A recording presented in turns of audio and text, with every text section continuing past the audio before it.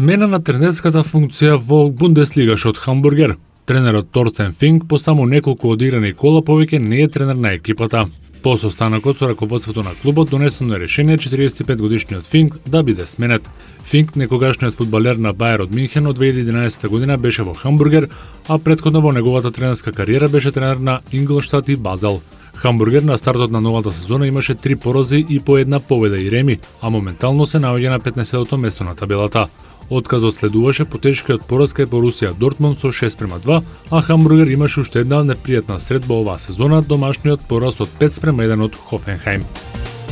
Фернандо Љоренте размислува за заменување од Јувентус, иако Летовска дојде во клубот од Торино како големо заселување. Љоренте е незадоволен од минутажата во првите 3 надпревари во серија А, само еднаш влезе во игра од клубата. Ако Љоренте сериозно сака да замине во јануари, во трката за негов потпис може да се вклучат Барселона и Реал Мадрид, како и некои англиски клубови. Челниците на Јувентус негира дека постои проблем со поранешниот нападач на Атлетико од Билбао. Со него потпишавме договор на 4 години и јасно е дека не се очекува за еден месец или два да покаже се што знае. Веруваме во него, изјави Марота, генералниот директор на Јувентус. Минатата сезона во Атлетик Билбао Љоренте одигра 36 надпревари и постигна само 5 гола.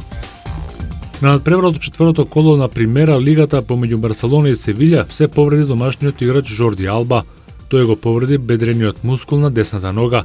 Дополнителните тестови ќе покажат колку е сериозна повредата. За Алба се најавува пауза од 3 недели, а добра вест за Барселона е што Дани Алвеш и Серхио Бускетс нормално ги одработија сите 90 минути против андалузиците. 20 фудбалери на тренинзите по повредите им се вратија во текот на минатата недела. Лос Анџелес Лейкерс се уште не излегува со информација кога Коби Брајант ќе се врати на теренот. Коби ќе мора да ја продолжи рехабилитацијата од повредата на ахиловата тетива. Неговото опоравување одлично напредува и се очекува целосно да се рехабилитира. Најзначно е да му се врати силата и издржливоста не само на неговата ахилова тетива, туку и во неговите нозе, колена, грб и целото тело. На оптимистичките варијанти беа дека Коби ќе игра на двата екзибицијски надпревари на Лейкерс и во Кина во октомври, но се очекува тој да ги пропушти 8-те надпревари од предсезоната која трае до 25 октомври.